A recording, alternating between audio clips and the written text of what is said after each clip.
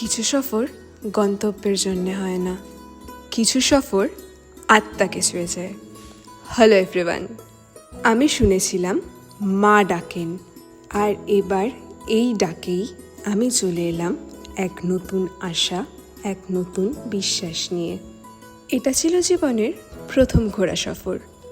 ভয় থেকে ভক্তি, উত্তেজনা থেকে অনুভব, সবটাই মিলেমিশে যাত্রা শুরু হলো। সবচেয়ে আশ্চর্যের ব্যাপার, বিশ্বাসের কোনো ধর্ম হয় না।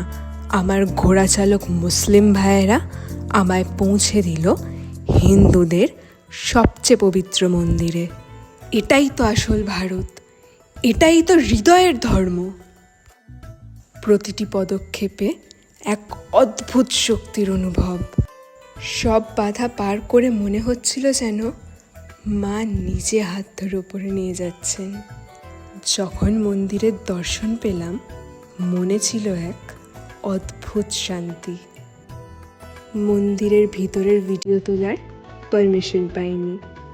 সব কিছু ক্যামেরায় ক্যাপচার হয় না, কিছু অনুভব শুধু মনেই থাকা উচিত। এই পুরো সফরটা শুধু শরীরের ক্লান্তি নয়, আত্মার এক নবজাগরণ।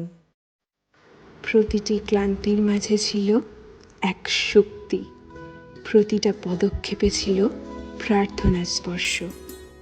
মা ডেকেছিলেন, আমি ফিরছি শক্তি, শান্তি আর এক নতুন আলো নিয়ে। জয় মাতা দি।